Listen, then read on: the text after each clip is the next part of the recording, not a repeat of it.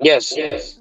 Thank you for being here. I know you're working. Can you tell the court how you know Matthew Castro? Right off the bat, we're not just hearing from a character witness, we're hearing from a potential employer. And that matters. Courts often weigh employment as a stabilizing factor in sentencing. So the fact that Mr. Castro has a job lined up, that's not just good par, it could sway the judge's decision big time. He worked for me about 2 years. He worked for me about 2 years, 2015, 2017. And what does he do for you? He started as a helper at the shop, and then he moved up to a welder's helper. And what does that exactly do? What were his tasks? He helps a welder with anything that we're doing, giving him grinders, connecting up wells, setting stuff straight for him as the welder's going. And we spoke during the bond hearing. Is he coming back to work for you? Yes, I'd like to get him back. He was doing real good before he left. This is the kind of testimony judges love to hear. A boss who's vouching for the guy's work ethic, even saying it was hard to replace him. But notice the subtext: he was let go for being distracted. That distraction turns out to be a major theme in this hearing. He started having some problems at home, so we had to let him go. But I want to reinvest what I had going with him and get him going again, get him back to speed where we're at. And I'm sure you know, but when I talked to Mr. Castro and asked him if he was ready to go back to work, he just lit up. Can you tell the court what kind of worker he is? He was on point in time, always ready to go. He always helped us out. And we actually, when he left, it was hard to replace him. So I really would need him back. Thank you, Mr. Hernandez. Pass witness, Judge. All right, state. Hi, Mr. Hernandez. My name is Hank Wilkins. I'm one of the prosecutors here. If I ask anything that you don't understand, just let me know and I can try and rephrase it, okay? Yes. So, can you give us the years that Mr. Castro, when did he work for you? What years? Yes, sir.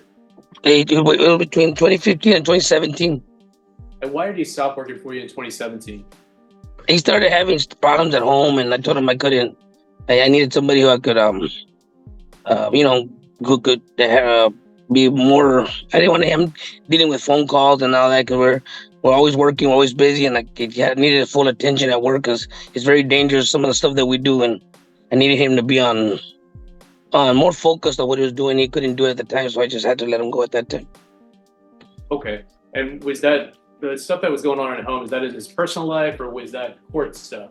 I think it was just personal life. I didn't get too involved. I just know it was affecting my work. Okay. And do you know anything about the cases that he's being sentenced on today? Not too much. I haven't heard too much about it. I just know that he was waiting to come back to work if it was possible, and I told him I could use him. Okay. Thank you, sir. I don't have any other questions, Judge. Just briefly, Judge. Yes. Mr. Hernandez, you said problems at home, it was affecting the work, and you mentioned phone calls. Was that his wife calling the work, or what was that? Yes, his wife kept on bothering him, and with us, it's very dangerous. Some of the stuff that we're working with the tools are high power stuff, and you got to be paying attention the whole time. All right. Thank you, Mr. Hernandez. All right, any other questions of this witness? No further questions. All right, is the witness excused? Yes, sir. Yes, Your Honor. All right, thank you so much for showing up, Mr. Hernandez. No problem. Thank you. Him. He always followed my dad and my uncles around, barbecue, fishing. We did everything. He would always help out, like when they were doing mechanic stuff in the vehicles. He would help out. He always wanted to help out. And They called him handyman. handyman? He was little and they called him a little man. Yeah. And how is he in school? He was really good. He was gifted and talented. I know you hadn't heard that. What is it called today? That's like AP. Yeah, it's really advanced in his education. Mm-hmm. And then after high school, can you tell the court what was going on with Matthew? Well, during school, his older brother, my other son, had been shot in a drive-by, and I was in the hospital with him for a little over a year. But my son was fighting for his life for like 3-4 months, so he started taking it hard and kind of started. And then I was always with my son, like 24/7. So him and my she's 23 now, and my 16-year-old were kind of raised with my mom because I was focusing on my son. So he started messing up a little when I tried to, get him back. He started doing good. I took him to counseling and started taking classes. He had gotten through juvenile. but he's doing good. He was doing good. And then he got married. Now we're shifting from employment to emotional core. Laura Rivera, his mother, pulls back the curtain on years of trauma, violence, grief, counseling, and a toxic marriage. This isn't just background. This is the defense building the why behind the behavior. And I saw him changing. It's like, it took a big toll on him. It was really, really, really, really toxic, like really bad. And you say changing, what do you mean? Changing, like he wasn't himself anymore. He wasn't outgoing anymore. I would call him and he wouldn't answer. And he was a type that was always, he would call me or he would visit us. And at first she would come with her, but when she got her kids back, everything started changing. I think she started getting stressed out with that she had her 4 kids back and started taking it on him. And how was Matthew with the children? Really good. They love him. As a matter of fact, after the apparent assault that he did, she said she sent them the documents that she wanted him to be their father legally. To legally adopt them? Yes. Okay. But he had a good relationship with them. And then you've mentioned your family. What kind of support system does Matthew have at home? Oh, really good. He has his little sister that really looks up to him. Me and my husband. And how does he help his sister? Oh, with homework. Yes. Anytime she would get stuck, he would help her. He's really smart. And then who is Elvia Saucedo? My mom. Okay. And that's his grandma. Mhm. And then who is She helped me raise him. Mr. and Mrs. Joe Gonzalez? Our neighbors. Okay. And did you get them to create affidavits for Matthew? Yes, I did. Your Honor, Just a quick little. at this time, defense offers defense 1 and defense 2. No objection.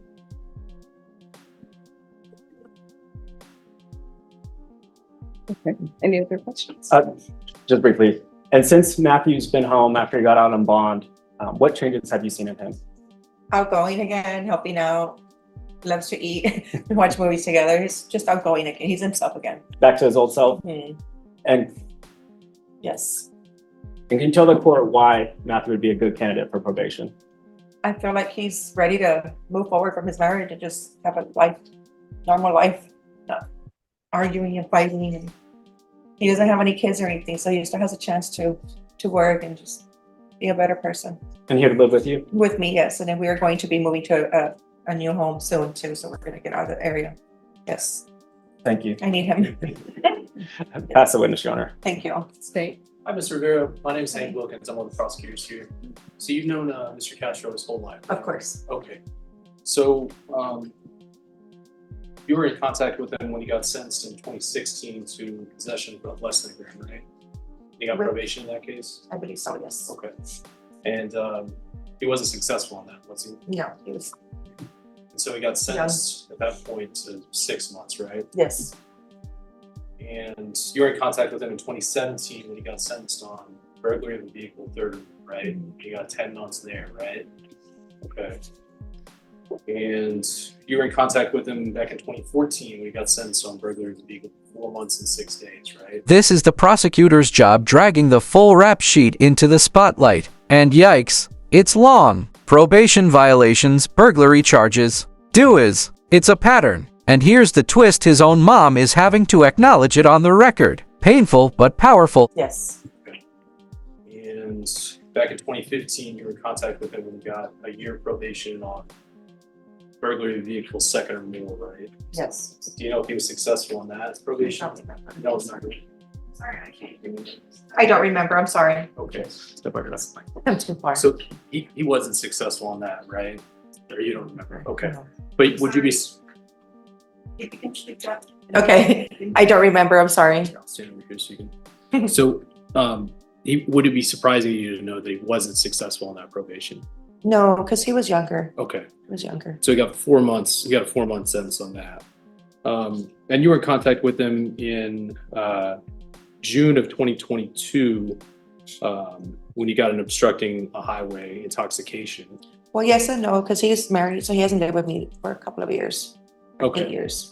He got 12 months there, right? He got 12 months probation there, or he got the first month? I know he got probation, yes. Okay. So can you tell the court what's going to be different about this time? This time, I think he's older. He has a better head on his shoulders now. He was incarcerated for 5 months this time, and I feel like he learned a lot.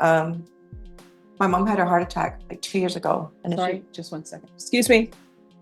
There's no talking in the box. This moment hits hard. His grandma, his second mom, had a heart attack, and the fear of losing her while behind bars might be more sobering than jail itself. Sometimes it's not the system that snaps people in to shape its family and mortality knocking at the door. To each other. Separate.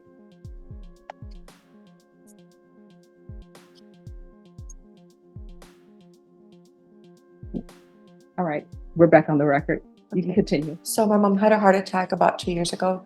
She had major surgery a couple of months ago, and he's scared. He doesn't want something to happen to her, and he's not there. She helped me raise him, so she's like a mom to him. I feel like that's going to help him also not want to be incarcerated anymore. So I don't think he's going to do anything to go back. What year did she have a heart attack? 2 years ago, it was 2021. Mhm. And so you're aware he's got several charges that we're here for today, right? Yes. And I know you haven't looked at this, but they did a report to help the judge decide. He says he doesn't have substance abuse issues in this. Do you agree with that? I agree. I pass the witness, Judge. No further questions, Judge. All right, thank you. Thank you. Next witness. Your Honor, no more witnesses, but if you would allow, the defendant would like to address the court. All right, I mean, he can address the court as a witness. Yeah. All right, you want to raise your right hand? Do you solemnly swear and affirm the testimony you give will be the truth and nothing but the truth, so help you God? All right, you can lower your hand, state your name for the record. Matthew Castro. All right, defense, any questions or no? No, Your Honor. State, any questions? Sure, yeah. So Matthew, my name is Hank Wilkins. I'm one of the prosecutors here. We've seen each other before, but I've never introduced myself. So if I ask you anything that's confusing or you're not quite sure what I'm asking you, just let me know and I can rephrase it, okay? Yes, sir. Okay, so you were here when I was talking to you a moment ago. And I went through some of the things that you've been in court for before, right? Yes, sir. And there it is, the defendant's own words. Prison wasn't on the line. This is raw honesty. He's not denying his actions, he's admitting he never took it seriously until now. But will the court believe it's real growth or just well-timed regret? And it looks like you've gotten opportunities on deferred adjudication, right? You've gotten opportunities on probation, right? And you're not always successful in that. Is that right? I was Do what? I'm sorry. I wasn't successful here. You were not before. Yes, sir. Okay. So can you tell the court why you think this time is going to be different? I believe that during that time, I was younger. I was going through it because of my marriage. There's no excuse for my actions, but just being in the state of mind that I felt betrayed. I felt worthless. And I guess I wasn't thinking straight. I was younger. I was less mature, and at the time, prison wasn't like on the line, you know. So I was really just being a knockoff.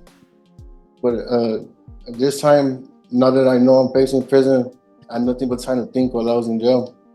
And I was thinking about my grandma, my mom, my sisters, everybody. This time will be different because it's my last chance.